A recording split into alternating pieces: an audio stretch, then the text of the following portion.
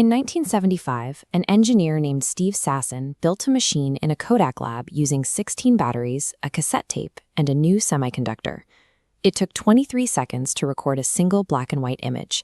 He had just created the world's first digital camera. At the time, Kodak held a 90% market share in American film sales. The popular version of this story is that executives saw the device, realized it threatened their film monopoly, and hid the invention in a closet to protect their existing profits. It is the most common cautionary tale in business. A company gets so blinded by its own success that it refuses to see the future, eventually dying because it was too arrogant to change. This narrative assumes the problem was a lack of vision, but looking at the numbers reveals a far more complex economic reality. Kodak's collapse wasn't driven by a refusal to innovate. It was driven by the specific, agonizing way the digital era destroyed the profit structures that built the company. Kodak's foundation was built on a massive chemical engineering empire. They didn't just sell cameras, they operated a global infrastructure for manufacturing precision-engineered film. Producing color film is remarkably difficult. It requires coating wide plastic rolls with 24 distinct layers of sophisticated chemicals, applied at speeds of 300 feet per minute in total darkness. This complexity created an impenetrable moat. Only 2 other companies in the world, most notably Fujifilm, possessed the scale and specialized knowledge to compete. For over a century, these yellow boxes represented a highly lucrative economic ecosystem.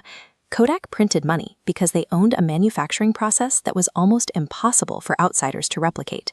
Kodak did not ignore the digital shift. They established a dedicated digital division that captured significant market share in the early 2000s. The shift was a transition to modularity. While chemical film required secret processes, digital cameras used interchangeable, off-the-shelf components. Almost overnight, barriers to entry disappeared. You no longer needed a billion-dollar plant. Hundreds of electronics companies started selling cameras, turning hardware into a commodity. The digital revolution didn't just change the format of the photo, it completely erased the profit margins of the industry. Cameras became cheap, and the chemicals that generated Kodak's wealth were no longer necessary.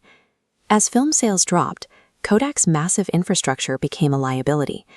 Those chemical plants were designed for constant, massive volume. They were high fixed cost operations that required a global market just to break even. This chart tracks volume against cost. As digital adoption reduced sales, the cost to produce each remaining roll spiked. Kodak was trapped. Shutting down lines forced customers to go digital faster. Each drop made the business more expensive, eventually crossing into total losses. Their greatest historical strength, that massive physical footprint in Rochester, had transformed into a financial anchor that pulled the company under. The collapse also destroyed Kodak's distribution. Retail stores loved because the developing process drove repeat foot traffic. For a century, the local pharmacy was a high-margin partner for the Kodak empire. When digital photos removed the need for processing, that incentive vanished. Retailers stopped dedicating shelf space, replacing the yellow boxes with memory cards and electronics from rivals like Sony. The transition didn't just kill the product, it dismantled the entire retail ecosystem that allowed Kodak to reach the world. In January 2012, the company finally buckled under the weight of its legacy costs and filed for Chapter 11 bankruptcy. Kodak survived, emerging as a successor entity in 2013. According to their 2015 financial filings, they used fresh start accounting to restructure their debt and start over as a much smaller company. The modern Kodak has abandoned the consumer market. Today, they focus on commercial printing, industrial chemicals, and enterprise software. The company saved itself, but only by walking away from the consumer identity and the photographic ecosystem that had defined it for 100 years. The problem at Kodak wasn't a lack of vision. They saw the digital future coming. They even invented it. The real issue was that their assets, their global partnerships, and their massive manufacturing culture were simply incompatible with that future.